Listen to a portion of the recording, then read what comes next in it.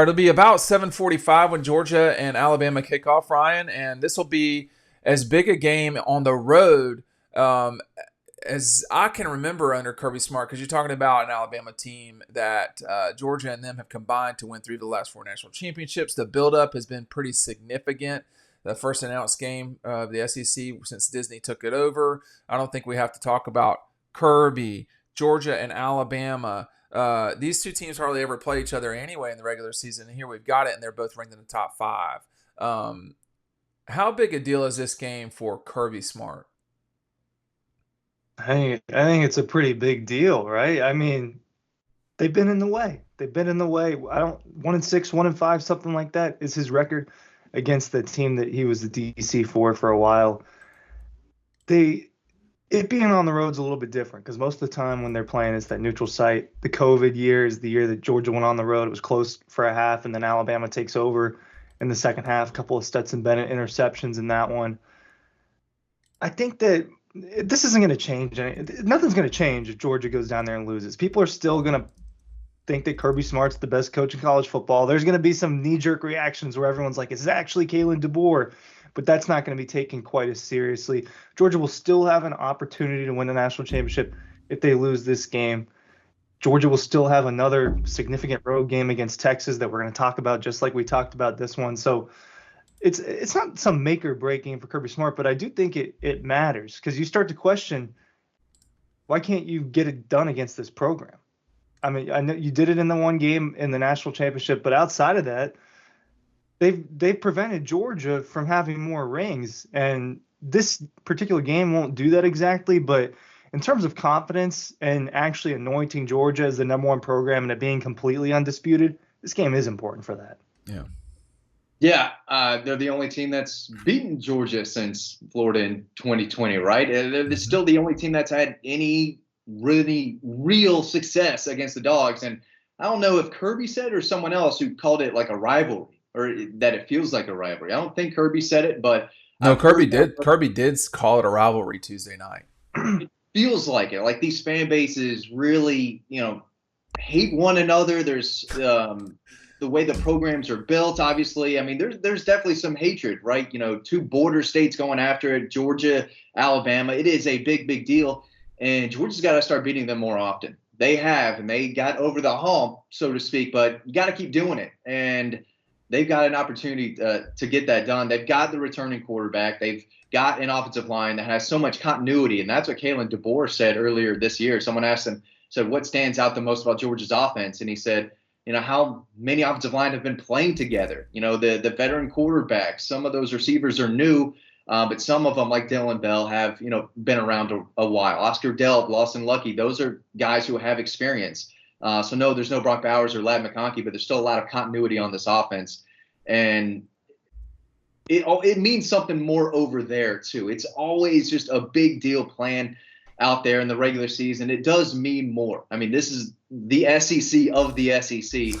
Everyone's looking forward to it. All eyes are going to be on this game. It is such a big deal, and they've got to get the job done. I'm not sure there are any excuses. Alabama's a really good team, but I know personally, talking all offseason about, this is the year they really need to not eat. Dogs can't eat elephants, but they can beat them on the field if they're prepared. Dean, and I think there's a chance that could happen on Saturday. Well, this game's always been a big game when they played one another. 1990, 1991, 93, then the 94 and 95 games were big deals. And then we went a long time. It felt like from 02 and 3, it felt like forever to get to 7 and 8. But whenever these two programs play one another, the stakes are always very high because they are the two best programs in the history of the Southeastern Conference. That you could, in the past, make the case that Tennessee was, but Georgia's passed them, not just in championships, but in just the way you see things. The game, yeah. I think this is not about that, like history or anything like that. This is about one team thinking they're still the champ, which is Alabama, and another one who, although they've had plenty of success, even against the so-called champ, they feel like it's them. And December was a very real wake-up call, I think, for Georgia. Not only did Alabama prevent them from what probably would have been a three-peat national championship, they ended their season. And that was a good Alabama team, but the week before that, they nearly lost to Auburn. And Auburn was not good. That Alabama team nearly lost to South Florida. I mean, that was not a great Alabama team. That was a great job by Nick Saban getting them another SEC championship. And Georgia, all it could do was go to the Orange Bowl and beat the brakes off Florida State, and it doesn't matter at all. So this game really, to me, is two heavyweights trying to establish dominance one over the other. I think the fact of the matter is, no matter how often we talk about Texas and Georgia playing 3 times in a season, look, Alabama is just as likely to be in the SEC championship as anybody else, win or lose Saturday night. Win means they probably will be there. But, you know, I want to see Texas get through this whole thing. Georgia and Bama, that's old. That's not anything new for them, or LSU or whoever. But, you know, these two are the powers of this league. And Georgia's got something to prove, and Alabama does too, Ryan. They both have got a lot that can be learned from this game. And, you know, the fact of the matter is, if Georgia doesn't win, there's not really much to say. I mean, Alabama just owns your ass at that point. Yeah. There's not, and Alabama wants to prove that they can keep it rolling, and that I don't know. We're going to see about that part, but they definitely would not. I mean, Kirby's just all there is to it. That is, you know, if you're like 1-7 or something like that, you're getting dominated, and it's by Alabama. You might be the best program, but when it comes to that matchup, that's just out the window. Yeah, you're right. It would just mean that Alabama owns Georgia. There just wouldn't be another way around it. It would continue that mental block that's always going to be out there, that stigma. But I think that you're right that Alabama wants to show that dynasty is not over, that they can extend it, that they're still going to compete for national championships in the same way. I don't think with the difference in college football, all the differences over the last couple of years, and it's changing a lot for the next couple of years as well, I don't think that that's going to prevent Alabama, Georgia, the big programs from just winning the championship every year. And Alabama, it looks like that's not going to change, that their name is still going to be in the hat there. So it is different without Nick Saban. He was the best, and that's an element that you're taking away when he's out the door, but it's still Alabama. It's still a home game. I think. Do you think there's much of a mental? Do you think it's all coach speak with Kirby? Do you think that's true? That this is just another game? Do you think he really looks at it as just another game? No, I think that is a lot of coach speak. I mean, it does mean more. It is Alabama, and that's the team that, like you said, has prevented them from holding more trophies. But my question, when I'm trying to think, if Georgia loses, is it more because they got out-coached or outplayed? And that's I'm trying to figure out. You know, I better do not be out-coached. I don't think we can know that until it happens. Better not be out-coached. I mean, because they've got the talent, and that's what I'm saying. They've got everything on the roster that I think they need to go over and beat them. Right. But I do think this is a big deal for, you know, Mike and Kirby, even though the defense I think should be fine. So let me just say this. You know, no matter what happens one way or the other on Saturday night, there will be a reaction, and that's fine. But an overreaction to whatever happens is not fine. And all that we've dealt with every single week in college football is overreaction. The way that Georgia beat Clemson. I mean, Clemson seems fine now. To be honest, I mean, the way they play, Clemson seems fine. You know, who I can't remember. Texas beating Michigan. Well, I mean, you know, Texas. You would think that then they were the one to beat. You know, we don't have a lot of overreaction about Ohio State yet. Then Georgia plays Kentucky, and suddenly they, you know, the world changes. You know, you don't always play really well. And, I mean, Alabama knows that, too. Texas knows that last year. I mean, shit. Texas almost lost to Wyoming last year. Now, no, but I guess we're not allowed to talk about that. I don't know. But, I mean, I watched a lot of games and seen a lot of games. And right now, it seems to me like Tennessee is probably playing better or the best in college football for what they've played. And, you know, Tennessee, like, NC State is not good. I just say that. But Tennessee's just beating everybody's skulls in. The way they physically dominated Oklahoma was impressive, and I think that they look great. Texas beat Michigan like they should have, I thought. SC gave that game away against Michigan. That was a bad loss for USC. You cannot trust LSU in any way. So then it does come back down to the crux of things. You have these 5 sort of teams, it seems like. Georgia, Bama, Texas, Ohio State, and then whoever else you want to put there. Tennessee, Ole Miss, Oregon, whatever.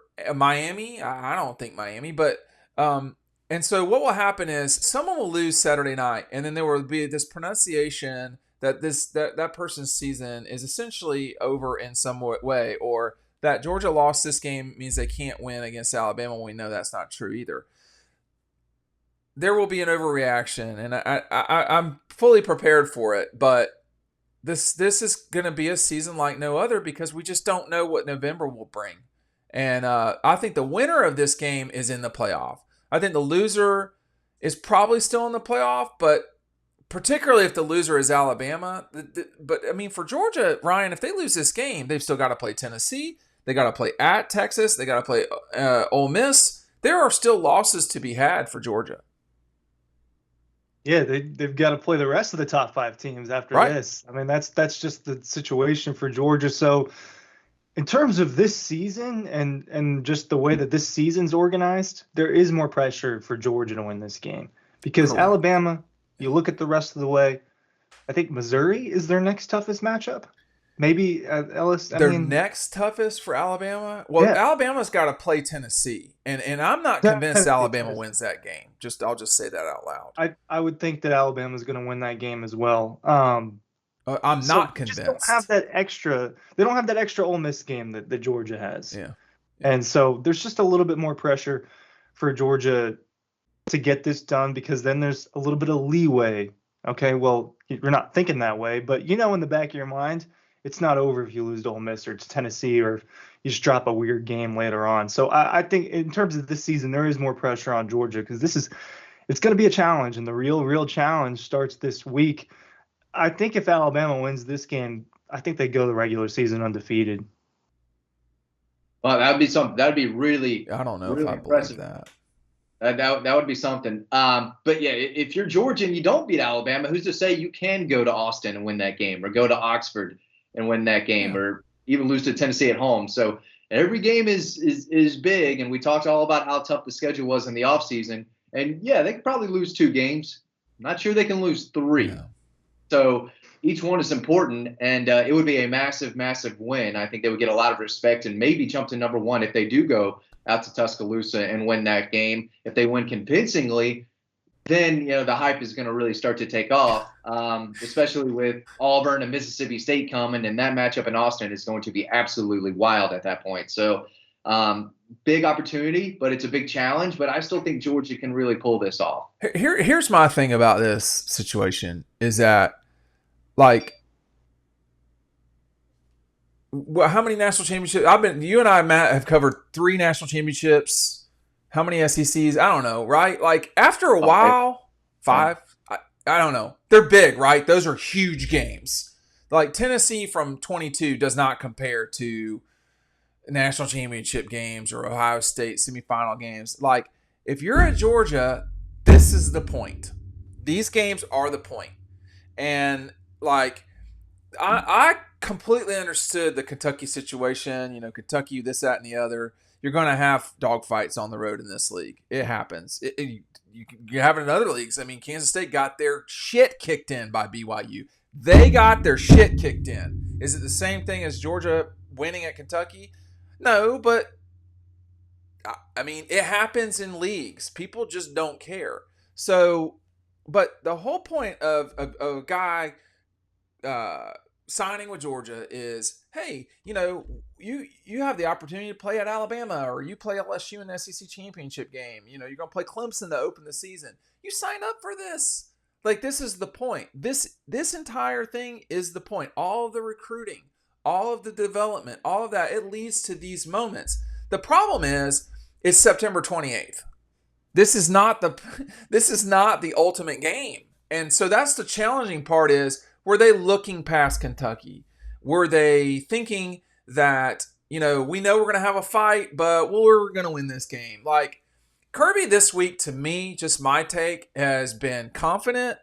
And I've not watched Kalen DeBoer. I've not been able to watch Kalen DeBoer. I've had other stuff going on with this week and the Georgia stuff. But I think Kirby looks confident, and I think that's the reason. That's another reason why Georgia fans should feel confident. That, plus the fact that the whole point of this program is for these moments, and by and large, they've been very good in them. Anybody want the last word?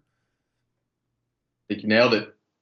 And we said it. Oh, okay. All right. Well, listen, make sure you're checking us out. We'll have Riding Home and Kirby and all that stuff after the game. Make sure that you're seeing us on the various channels. We'll see you after the game. Thanks for watching.